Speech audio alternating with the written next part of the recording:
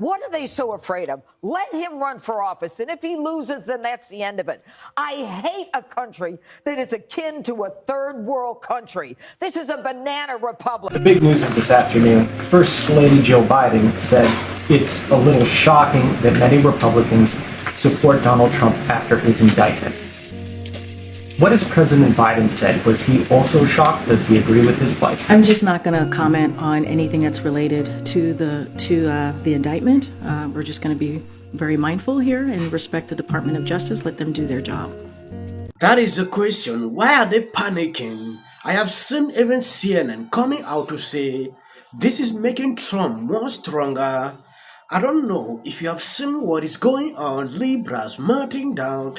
About the former president and the support, before we get to the focus group that you did, the support that he has nationally has grown since February.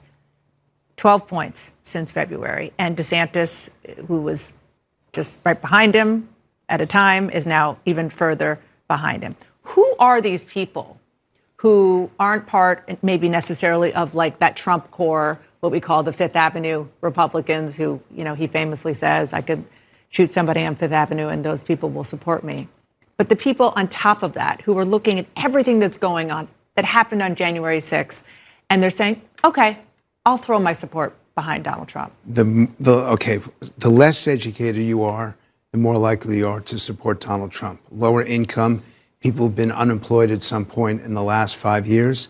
It's a socioeconomic level that was once a Democratic voter. More evidence tonight that the Republican Party truly is Donald Trump's party. New Siena College New York Times polling that shows Republican voters favoring him by 54 to 17% over his nearest rival, Ron DeSantis. There were 26 different demographic groups that got broken down. You know how many of those groups Donald Trump didn't lead amongst? No. 0. He led in every single... These were just Republican voters. Just Republican voters, right? And nationwide. Correct. Nationwide, Republican voters. He led in all 26 groups, including his weakest group. Welcome back. Donald Trump indicted for the third time. Ex-president hit with 4 charges, including conspiracy to defraud the government and obstruct the electoral count for trying to overturn the 2020 election. This is insane.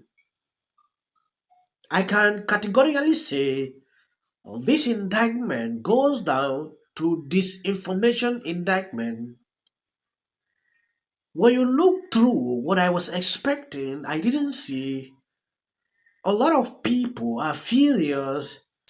Donald Trump has yet again been indicted by the Biden DOJ, a political party in power that is now repeatedly using police force to indict and arrest and potentially eliminate its political opponents from competition. This is a politicized prosecution. It is a political persecution through prosecution, now in a third indictment just in a matter of months against the person who is still at present the lead contender in the Republican primary. Yes, when you take a look at what is going on, you realize the media is in panic. I have watched CNN, MSNBC concerning what is happening, like you saw at the beginning. CNN, looking at the polls, they are still not okay that Trump is topping. They knew after this numerous indictment, the polls might not favor him.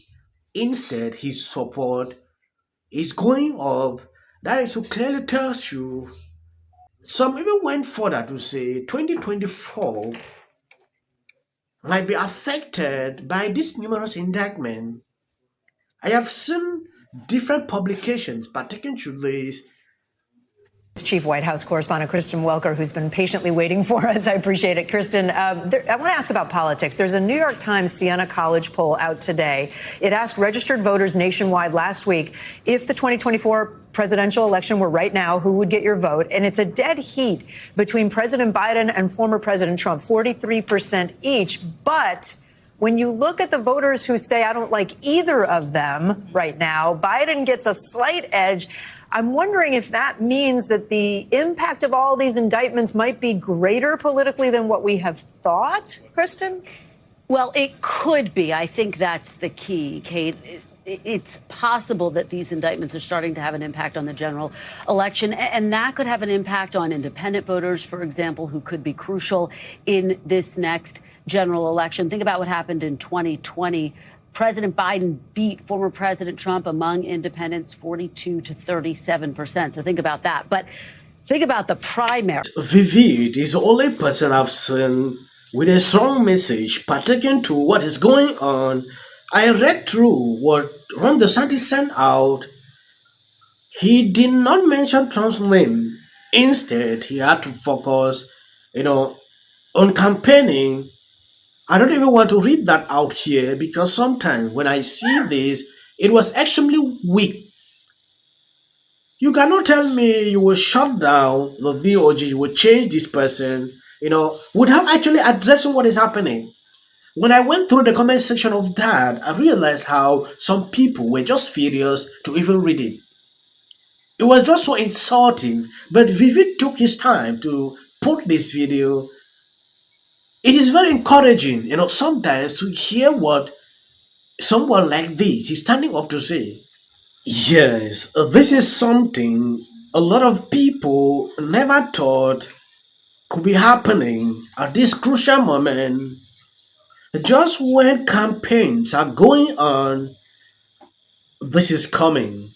If you have noticed something throughout this indictment, when they hit Biden, just the next day, one indictment will come. It is like you attack me, I attack you. That is what I've been noticing. The three indictments, just the same scenario. You really need to ask yourself, why is this happening? According to this article published by the Daily Mail, Trump is facing 4 counts, including conspiracy to defraud the U.S. government and obstruct the electoral count for trying to overturn the 2020 election. This is the third indictment of the former president, but the first for actions during his time as president. That in and of itself makes it a historic moment. What I think he is going to hate in reading this is that, frankly, his best legal defense is going to say, I was too foolish and ignorant to know that I lost the election. I did not understand our democratic process well enough to know that these schemes do not work, that I do not have the right to engage in what my lawyers are presenting. Frankly, pleading ignorance and stupidity is the best legal defense, and he's going to hate that. But one thing that I think is kind of remarkable about this moment, the third indictment, he's got muscle memory now. I'm just looking at the first statements coming out. His allies are lining up around him. Sitting members of Congress, senators are defending him. They are coordinated. They have decided what the line is. This is about Hunter Biden. It's the weaponization of the DOJ. He was ready for this. That's